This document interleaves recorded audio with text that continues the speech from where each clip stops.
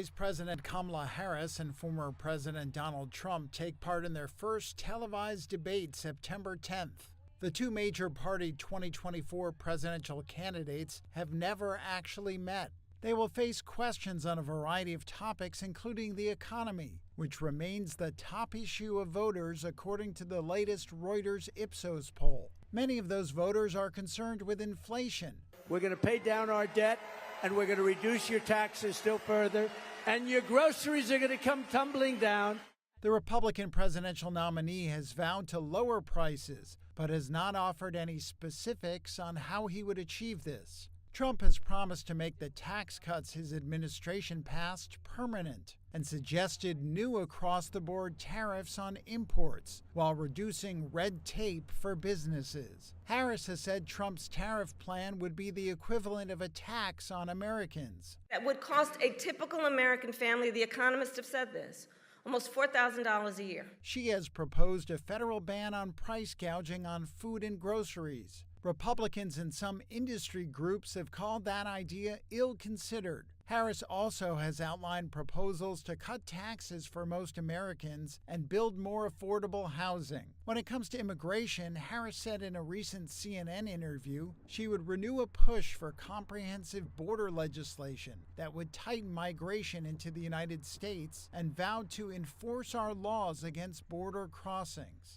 The enforcement first position is a departure from Biden's 2020 campaign, when he pledged a more humane approach to immigration than Trump. Biden gradually hardened his approach as illegal crossings increased. She allowed at least 20 million people to invade our country. The Trump campaign has sought to blame Harris for illegal immigration, dubbing her a failed border czar, though her portfolio was focused on the drivers of migration from Central America, not enforcement at the border. The former president promised to crack down on illegal immigration and restrict legal immigration if elected to a second four-year term on November 5th. On the issue of abortion, Trump said recently he would vote against an amendment in his home state of Florida that would enshrine abortion rights in the state's constitution and overturn a current 6-week abortion ban. Trump has also indicated the matter should be decided by individual states, but he said that if elected, he would require governments or insurance companies to pay for IVF fertility treatments. When Congress passes a bill to restore the protections of Roe v. Wade, I will sign it into law. Harris has promised to sign a bill that would restore reproductive freedom. She has painted Republicans as a threat to women's rights, including access to birth control, abortion medication, and fertility treatments. Trump, as president, appointed 3 of the Supreme Court justices who made up the conservative majority that ended constitutional protection for abortion. China's President Xi Jinping has promised Africa more than $50 billion in fresh funding. That's as he opened a major China-Africa summit in Beijing on Thursday. China is willing to deepen cooperation with Africa in the areas of industry and agriculture, infrastructure, trade and investment. Xi said 210 billion yuan of the financing, a little under $30 billion, would be dispersed through credit lines, and 70 billion yuan in fresh investment by Chinese companies. He also told delegates from more than 50 African countries that the world's second largest economy would carry out 30 infrastructure projects. The Forum on China-Africa Cooperation Summit chalks out a 3-year program for China and every African state bar Eswatini, which retains ties to Taiwan. But the priorities of the world's biggest two-way lender have been shifting, including a desire to move away from big-ticket infrastructure projects. Instead, Beijing wants to sell developing countries the advanced and green technologies in which Chinese firms have invested heavily. At the summit, Xi said China was ready to launch 30 clean energy projects in Africa. And South Africa's President Cyril Ramaphosa warned delegates that climate change is causing widespread devastation. The world is falling behind in its efforts to achieve the Sustainable Development Goals.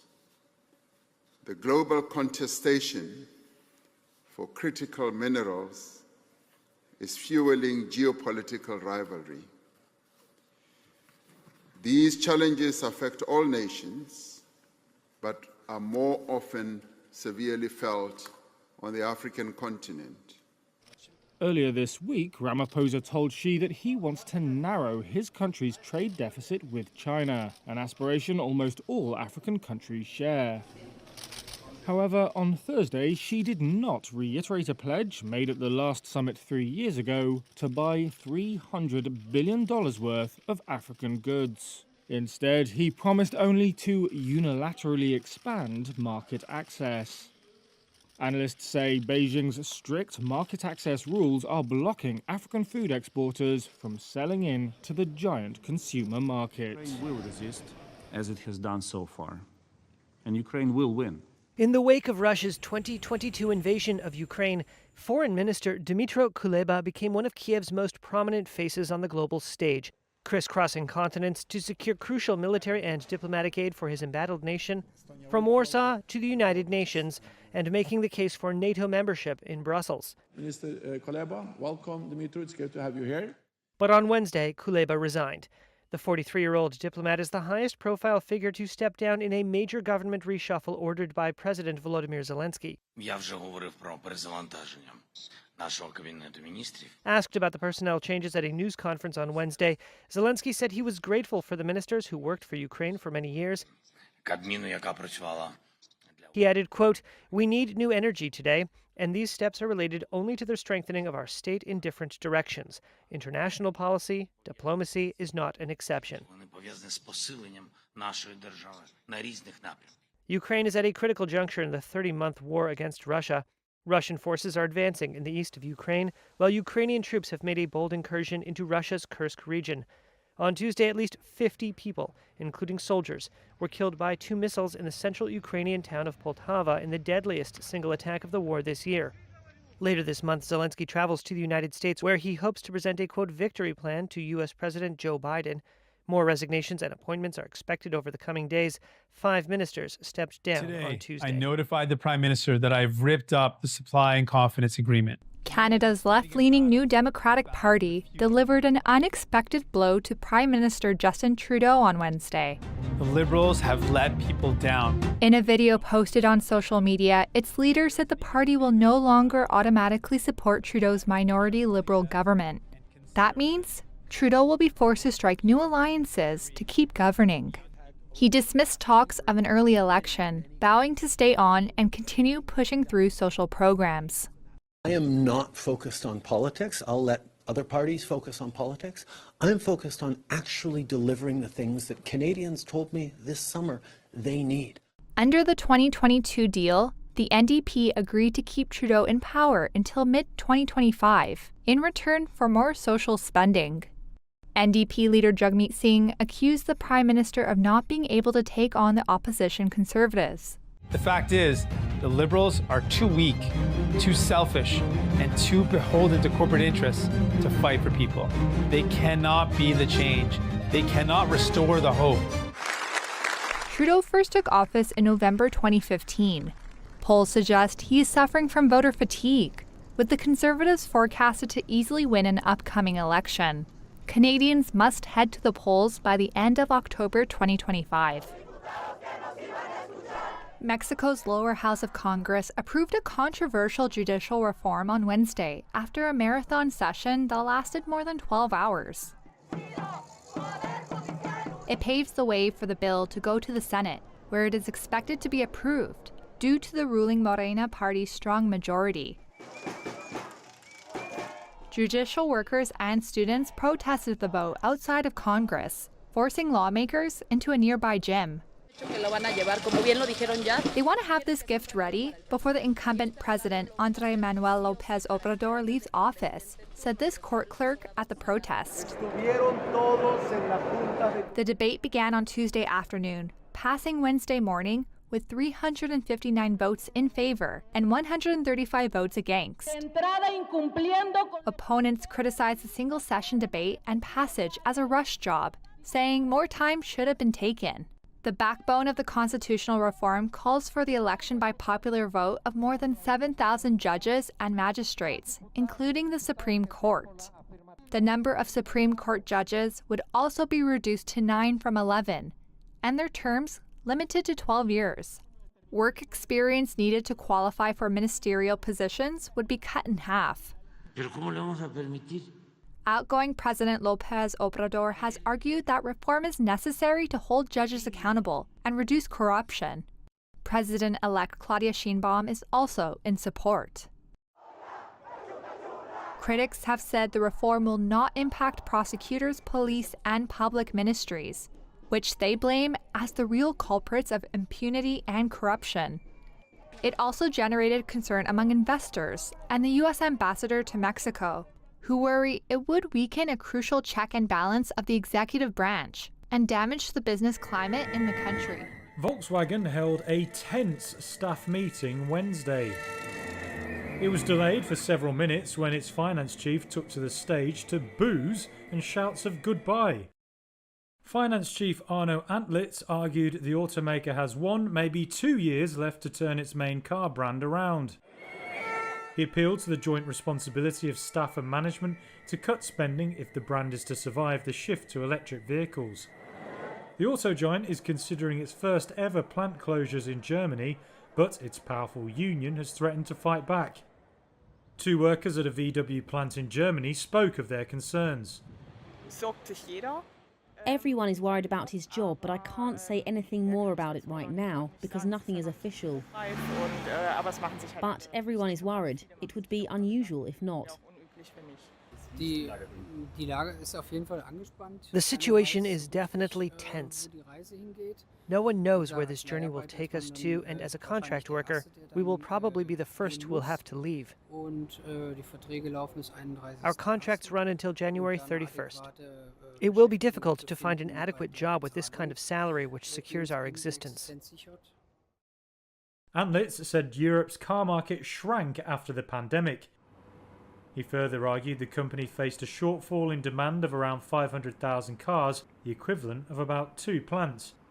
Antlitz added he did not expect sales to recover and the core VW brand needed to cut spending and adjust output. The Works Council chief, Daniele Carvalho, said management had massively damaged trust. One union representative also said there would be no talks unless Volkswagen took plant closures off the table. VW said Monday it was considering closing factories in Germany and ending a job guarantee at 6 of its facilities. It's part of a drive to deepen an $11 billion cost-cutting plan. Management has blamed financial pressures on a worsening German economy and new competitors. But unions said the carmaker's production strategy was inefficient and decision makers have been too slow in investing to produce a mass-market electric vehicle. VW's issues reflect challenges for Europe's car giants, including Stellantis and Renault. They face high labour and energy costs and rising competition from lower-priced Asian rivals. At least 4 people were killed and 9 others were being treated for injuries after a shooting at a high school in Winder, Georgia on Wednesday. Of those that are deceased, 2 were students and 2 were teachers. Chris Hosey, the director of the Georgia Bureau of Investigation, said a 14-year-old student at the school is in custody. He will be charged with murder and he will be tried as an adult. One student had texted his mother, "School shooting right now. I'm scared," and "someone's dead." On a road close to the school, parents waited anxiously for students to be released. Michelle and J.R. Watson have a granddaughter at the school, located some 50 miles northeast of Atlanta, and said it was a terrifying ordeal. Really sad. It took us a while before we realized that she wasn't one of the victims. I mean, it was a good 45 minutes, probably an hour before we got word that she was okay. It was very terrifying. We just came back from a long weekend vacation with the whole family, and to come back to this the first day back, just terrible. Just hard to grasp. Speaking at a campaign event in New Hampshire, Vice President Kamala Harris called for an end to the epidemic of gun violence in America. This is just a senseless tragedy. on top of so many senseless tragedies. Our kids are sitting in a classroom where they should be fulfilling their God-given potential, and some part of their big, beautiful brain is concerned about a shooter busting through the door of the classroom. It does not have to be this way.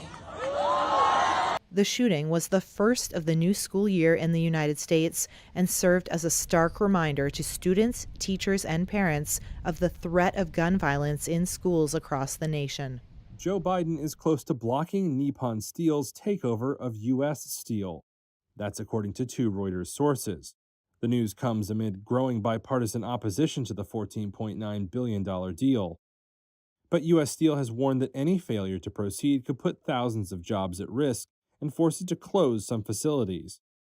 Even so, the Reuters sources say a block could be announced as early as this week. Shares in the U.S. firm plunged 17.5% Wednesday after the likely veto was first reported by the Washington Post. Nippon Steel shares initially fell in early trade Thursday, but later rallied. Biden is expected to cite national security risks for blocking the takeover by the Japanese firm, and that's unlikely to go down well in Tokyo, one of Washington's closest allies. However, U.S. Steel has become a hot-button issue in America's closely fought presidential election. It's based in Pennsylvania, a crucial battleground state that some think could determine the result of the vote. Addressing a rally there earlier in the week, Democrat candidate Kamala Harris said she opposed the deal. U.S. Steel is an historic American company, and it is vital for our nation to maintain strong American steel companies, and I couldn't agree more with President Biden. U.S. Steel should remain American-owned and American-operated. Republican candidate Donald Trump has also pledged to block the deal if elected. A White House spokesman declined to comment on Biden's intentions. U.S. Steel said it would pursue all legal avenues to ensure the takeover got done, and Nippon Steel called on Washington to handle the matter in accordance with the law. Firefighters near Brazil's capital city managed to reduce a massive wildfire on Wednesday that blazed for 2 days and destroyed 20% of a forest nearby that has cloaked the city in grey smoke. Officials suspect that it may have been started by arsonists. Firefighter Godoy has been putting out the flames. At this moment, we're trying to protect and control the area where the farms are located. This fire started yesterday, and the wind is now pushing the fire to the farms. The big problem is that roads like the one we're on are not able to contain the embers of 50 meters and 60 meters height, which is a big problem for the fire department. The National Forest of Brasilia protects vital springs that provide 70% of the city's fresh water and is a conservation area that spans more than 21 square miles of woodland. The fire ignited during the dry season, allowing it to spread rapidly. Firefighters struggled to contain it before it could spread to nearby orchards where farmers grow tomatoes and flowers, despite strong winds complicating their efforts. The forest size was almost halved in 2022 to give way to urban development under former far-right President Jair Bolsonaro, who reduced environmental controls and allowed deforestation to surge in the Amazon rainforest. This year, a record drought and the El Niño weather pattern have heightened fire risks in the Amazon, with August seeing the most fires since 2010. Uganda's main opposition leader, Bobi Wine, was shot in the leg by security agents in a northern suburb of the capital Kampala on Tuesday, his party has said. The pop star turned politician has emerged as the most formidable opponent of veteran President Yoweri Museveni, who has ruled the East African country for nearly 4 decades. Police have in the past routinely broken up Wine's rallies with tear gas, bullets, beatings and detentions. Wine's party, the National Unity Platform, said in a post on the platform X that he was shot in the leg and seriously injured. The NUP described it as, quote, an attempt on one's life. However, police said officers were trying to block Wine and his team from marching down a road, resulting in an altercation in which Wine sustained injuries. Here is Uganda's police force spokesperson, Rusoke Katuma. He insisted on proceeding and blocking the road, leading to police intervention to stop the procession.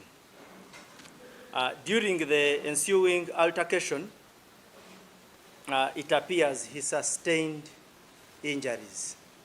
The police said officers on site claimed Wine stumbled while getting into his vehicle, whereas his team says he was shot. What for us, we are insisting on this, is that until we carry out an investigation, we are a professional body, we cannot jump into any conclusion. Museveni's government has been accused by opponents and human rights activists of stifling opposition, something Museveni denies. Wine, whose real name is Robert Kyagulanyi, finished runner-up in the 2021 presidential election behind Museveni. He amassed huge support amongst the youth in Uganda, with many wooed initially by his rags-to-riches story as a pop star from the ghetto, and in recent years by his bold attacks on Museveni's government.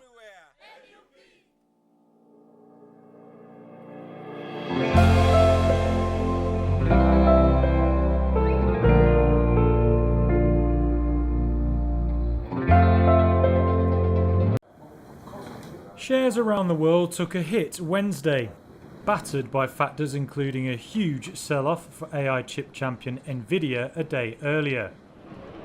It shed $279 billion in market value over one day, a record for any US firm. That after its outlook for the months ahead failed to excite investors. Tech stocks dragged Asian shares lower as a result. Japan's Advantest, a big supplier to Nvidia, shed almost 8%. Taiwan chip giant TSMC fell over 5%. That saw benchmark indexes suffer, with Tokyo's Nikkei closing down more than 4%. The losses then rolled on into the European trading day. There, the regional stocks index was down around 1% by mid-morning. Chip gear firm ASML was among the big losers, down 5%. Economic data added to the gloom, including weak US manufacturing numbers and new figures pointing to a sluggish outlook for China. Those worries hit luxury firms, which depend heavily on China, with LVMH and Gucci parent Kering both sharply down in early trades. The demand worries also saw oil extend the big slide posted Tuesday when it fell over 4%. Benchmark crude prices are now close to lows seen in December. Stocks closed mostly lower in choppy trading on Wednesday, following data that showed more weakness in the U.S. labor market. The Dow ticked up marginally, while the S&P 500 and the Nasdaq both ended slightly down. A report from the Labor Department showed job openings fell to a 3.5-year low in July, likely strengthening the case for an interest rate cut from the Federal Reserve after its policy meeting later this month. This comes ahead of August's non-farm payrolls released Friday, which is also expected to show further cooling of the labor market. Dan I is Chief Investment Officer at Fort Pitt Capital Group. We think it's important for investors to really realize that we don't get to the point where, the Fed can cut interest rates or normalize interest rates, where we can get inflation back in the box, back in line with long-term trend levels if, the economy is still growing at 3+%, if we're still adding, 250, 300,000 jobs to the payroll every month. So we think we're in this last leg of the normalization process that frankly, really needs to happen. And, a slowing economic backdrop is certainly part of that process. Stocks on the move included Nvidia, down more than 1.5% a day after a roughly 10% drop. The U.S. Justice Department sent a subpoena to the AI chip firm as it deepens its probe into the company's antitrust practices, according to a report. Fellow chipmaker Advanced Micro Devices rose nearly 3% after it named a former Nvidia executive as senior vice president of global AI markets. Stocks of other tech firms, including Apple and Amazon, slipped, while Tesla shares rose more than 4%. One non-tech stock of note, Dollar Tree, which plummeted more than 22% after the discount store operator trimmed its annual sales and profit forecasts. Johnson & Johnson is adding $1.1 billion to a proposed settlement over claims its talc products caused cancer. That boosts the overall package to more than $9 billion paid over 25 years. J&J continues to say its baby powder and other products did not pose any risk, but it faces lawsuits from over 62,000 plaintiffs, or 100,000 when counting those who haven't yet sued. The healthcare giant is preparing to have a subsidiary declare bankruptcy as part of the settlement, while the company itself continues operating. Now the latest offer has been supported by one lawyer representing 12,000 claimants. Other groups have already expressed support for the existing package. J&J says that should give it the backing of more than 75% of claimants, the threshold required for it to win court approval for the bankruptcy settlement.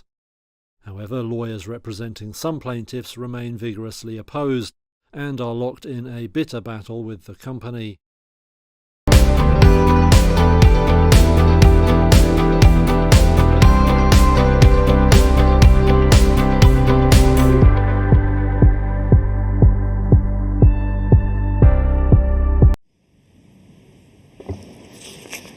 Добрый день, рада вас приветствовать на пленарном... Цель противника заключалась в том, чтобы заставить нас нервничать, суетиться, перебрасывать войска с одного участка на другой и остановить наше наступление на ключевых направлениях, прежде всего в Донбассе, освобождение которое является нашей первоочередной целью. Получилось или нет? Нет, у противника ничего не получилось. Ну, во-первых, наши вооруженные силы стабилизировали ситуацию и начали постепенно выдавливать его с приграничных территорий. Повторяю еще раз, если действительно возникнет такое желание вести переговоры, мы не отказывали, но на базе тех договоренностей, которые были зафиксированы, достигнуты и зафиксированы.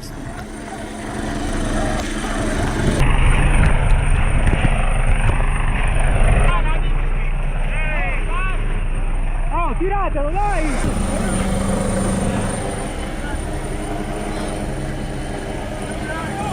Gli ultimi due!